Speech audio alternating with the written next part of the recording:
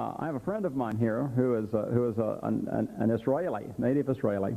His name is Uzi Va. Uzi has handled the ground arrangements for some trips I have made over the last several years. In fact, we're taking a hiking tour in the last 2 weeks of October of this year, and Uzi will be helping with the ground arrangements on that as we take a group from the United States who want to do some off the beaten track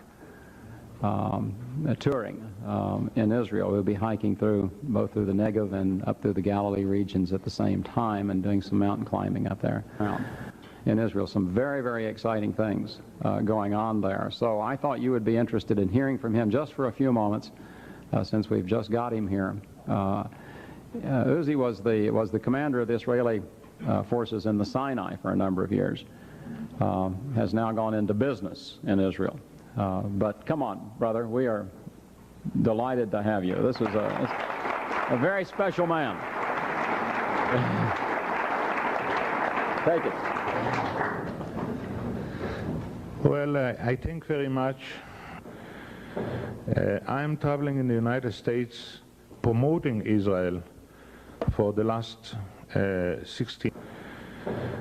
I'm traveling in the United States promoting Israel for the last 16 years. And I've learned to know the importance of the church in the life of America. I have learned to value churches. You know, I'm an outsider, and the outsider sees sometimes better than the local people in America. And if I can say that something is really blessed and really important in the United States of America is the church. It's such a different. I'm going now a lot lately to black churches. A lot. I'm invited a lot to speak in many Bible classes, and this is interesting that many invite me. And the difference between the church people and the street people is almost like day and night. And I carry it all the time with me into Israel. You should know. You should know that I love what you do. About my country, you know, Jamie gave me, he said 2 to 5 minutes. I said, okay, 5 to 10, I will agree. And though it's very difficult, it's almost impossible to try and tell you and share with you what time we are living in Israel. I was born and raised in Israel. I was born in Palestine under the British mandate with a terrible pressure, unsafetyness, very low country. You know, I grew under a net. I used to sleep with a net where we had mosquitoes, where there are anopheles, and that is malaria. The water were not pure, not clean. All kind of troubles and safetyness. I remember myself as a little boy being attacked. We are farmers. We are living out in the country. Not today. Today city cover our moshav. But I live in a cooperative community. And until today I live there and I have my own farm. Not the range of America. You know, I have a friend, a ranger in America, that he has just 31,000 acres. And it is almost all the size of Israel. But the country was poor. Poor. Nothing. We had nothing, folks. I grew with sandals. I never had shoes and shorts and had a shirt, sometimes a long sleeve. I think that I had only 2 shirts in my young life. To compare to what we got today. The mountains were rocks, the valleys were swamps, and most of the country was a desert. And for the last 42 years, and you are all believers, I'm a believer too, you cannot live in our country without being a believer. Whoever does not believe, he doesn't know what to do, but he doesn't know what he misses. But there are not many who does not know. I just now got a statistic that 40% of the Israelis will go to synagogue at least once a week. And this is a high percentage. But being a commander in the army, I saw better. My unit was a combined unit of kibbutz, moshav, you know, those people that you think that they are not religious at all.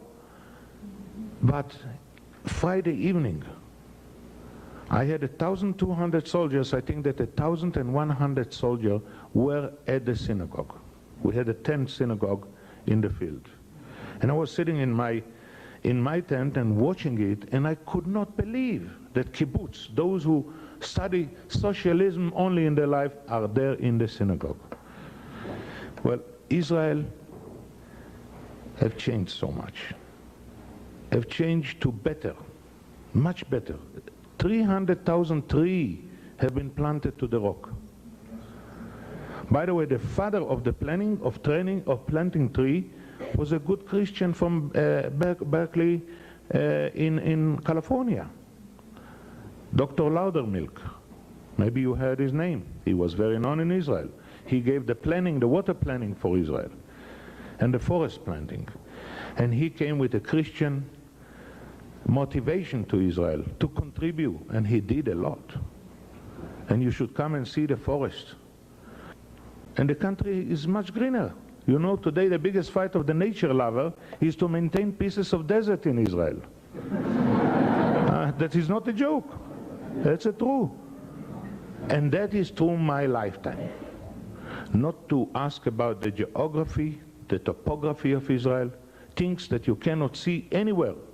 You see in the open by us because of the fault, the Syrian-African fault. The Dead Sea is the deepest place on earth. 400 meters or 13,500 feet below sea level. Wherever you go is Bible. You know, people are asking me in the churches that I go, how should we prepare ourselves? What book should we read before going to Israel to be ready? I said to them, simple, the Bible. Why, this is the best guidebook of Israel. And the moment that you step down in our country, that will catch you, that will take you. Why, Jaffa is Jaffa, and Caesarea is Caesarea, and Nazareth is a town, and the Sea of Galilee is the Sea of Galilee. Don't do mistakes when you come with guides, you know. I had once a group of 78 clergymen who came to Israel, and I was staying in Belvoir with them. I'm also guiding sometime. And that was a beautiful February month. You know, in February the air is so clear in Israel you can see forever.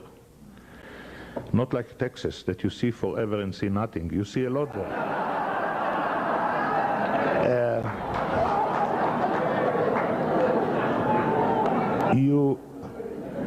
You can see, when you stay on certain mountain peaks, you can see Mount Hermon, the side of Caesarea Philippi. You can see Nazareth on the other side. You can see Cana, and you can see all the Sea of Galilee. The other side you can see the Gilboa, the mountain where David made his song of Saul and Jonathan, where they fell. This mountain. And you see all in the end, and I was excited, you know, I love my country very much, and I gave a good speech, and I was excited about that sea. The sea was so clear, clear water, beautiful. That lake, it's a lake. And when I finished, one of the clergymen said to me, Uzi, what are you excited for such a little lake? I'm coming from a country where we have 15,000 lakes. So I said, did Jesus walk on any one of them?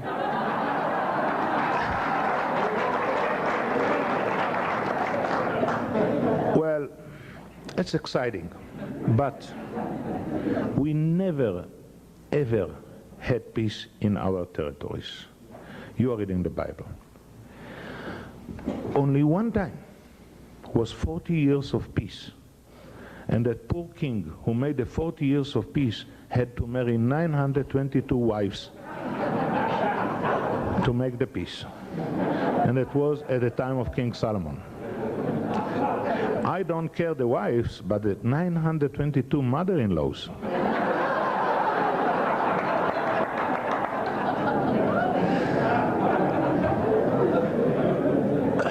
We have problem. The problem is the limbs of the camera is concentrated to Jerusalem. Jerusalem. For those who have not been in Jerusalem, I feel sorry. I really feel sorry for you. You should do it. You should come and see. I tell you, and I'm traveling over the world. Sure, I love my country first, but my eyes are open. No city can come to the footprint of the beauty of Jerusalem. God's house, kept very well, clean with flowers. Very modern from one side, extremely modern to 6,000 years of history. And pages of Bible are open there in the archaeology of the city. Excavated, restored, kept well. Easy to walk, easy to see, easy to learn. I can talk forever. I can talk forever. I love this country. I love Jerusalem. When I drive up, sometimes twice a day, I have an elite feeling, kind of a feeling that I go to the city of the Lord. And this is a feeling, as you come up the mountain, that catch you, that take you. And I can drive twice a day up to Jerusalem. I'm not telling you once a year, twice a day, from my office up to Jerusalem. And always, I open up. I go through a time that on the mountains of Jerusalem was not one tree. And today we have 50 million trees surrounding Jerusalem.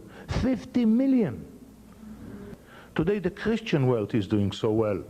And the forest. And you know, we had the sabotage of the Intifada was to burn our forest. They couldn't hurt us. Our security is so high.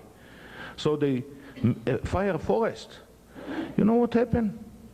For every tree who burned in the fire, 2 trees were planted. And money came from all over the world. And this is like a miracle. 1 tree burned, 2 have been planted. Well, experience that you can get there, and I'm telling you from my deep heart, I don't know how a clergyman can be preaching without visiting his land. The preaching is different. Now, things that happen, and this is also a part of a prophecy. Return us to the country like the floods in the desert. Bring us back. And the flood started. And this is a thing that we could not even think about it a year ago. You know, 1,000 Russian immigrants are coming in every night. 1,000. And what for a level of people? 65% are academical people.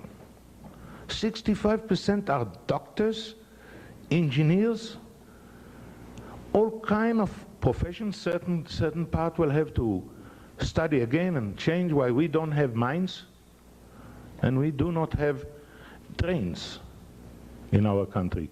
A train engineer cannot get a job in Israel. And either not mine engineer. We don't have mines. But they are coming full families. And the terrible thing, they cannot bring with them anything. They're refugee. They can bring 1 suitcase and $135 a person. That's all what they are permitted to take out from Russia. And all the rest they have to leave behind. And they come, they are flooding the airports. We know today over 700,000 Jews have requested to leave to Israel. We believe before the end of this year will be 1 million. And God willing, there will be probably 3 million in a couple of years, if the gates will remain open. And that is something that's hard to explain. They come uncircumcised. 3 generations who were not circumcised. And 2 hospitals are dealing with this. You know, and we don't do a Japanese circumcision. It's a full ceremonial. And a grandfather, a father, and a grandchild will go together through that. And it's something that's impossible even to explain outside. Just a few days before I left was an interview with a an intellectual, a Russian woman. She's a doctor, her husband is a doctor. They both have jobs already. They are 3.5 months in Israel. And she said, I'm so sad. They asked her, what are you sad? You're out of Russia, you have a job, you have a house, you have everything. She said, I said of what I have missed all my life. It's cultural. It's hard to believe. Don't forget another thing, 300 families a month we receive from Argentina. They're running out. And we are ending this summer to bring all the Ethiopian Jews from Ethiopia to Israel. We are ending, finish. We are taking out all these group who stay in Ethiopia since the times of King Solomon. And that is changing. This is good for us. Everybody in Israel will go and ask, everybody is happy with this. Though we don't have a government, we don't have a leadership, but they are coming. We absorb them. People ask me, how are you going to settle everybody? I'm telling to the people, listen, I have lived in Israel. We were 520,000 in 1948. We were 1.2 million at 1950. We were 1.8 million at 1956. At 1960, we were 2.5 million. Then was a problem. No food, no housing, no nothing. We were poor as poor can only be. And we were blessed. And these people, you don't see one transit camp, one refugee camp in Israel. None. They are all settled, they all have jobs, some better jobs, some worse jobs. But basically, you cannot find one refugee no more. This Russian Jew will be refugee? That is a problem for Israel today. We are 4 million. To receive another million is a problem? Of course, we got more taxes. Every tax in Israel came up 20%. Telephone, 20%. To run a car, 20% more. But this money is going for the settlement, for settling this refugee. And this is beautiful. Of course, we get a lot of help from the United States of America. Without America, we would be very bad. Well, this is a little bit. And all what I want is to tell you that Israel is secure. What we have problems in the West Bank, we have in the Gaza Strip. They are mainly hurting themselves. The issue and the problem with the Palestinians, what they call themselves Palestinian, is that they are not organized under one flag. There are 32 different groups among them. And most of the damage and the killing is done between one group to the other. The same as going in Beirut. In Lebanon is going the same groups that are in Beirut we have in the West Bank and Gaza Strip. All along that we control it, the killing is minimum.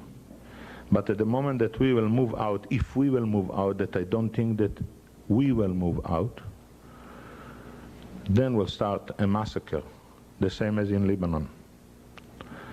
So, but Israel is secure. We never had problem inside the borders of Israel. Very quickly, we hit the problem into the Arab territories. If this is the only war was in Israel was 1948-49. 67, 56, 67, 73, and 82, all the wars were inside neighbor territories, never in our territory. And security is stopped by us. It's one of the things that you will feel at the moment that you board a plane going to our country. And for sure, me being here so much and seeing what happened here, it's a different kind of terror, but this is also terror. Here is more danger than by us. And I want you to come. I want you to come, experience that experience. No doubt that for preaching, that will help you a lot. Thank you.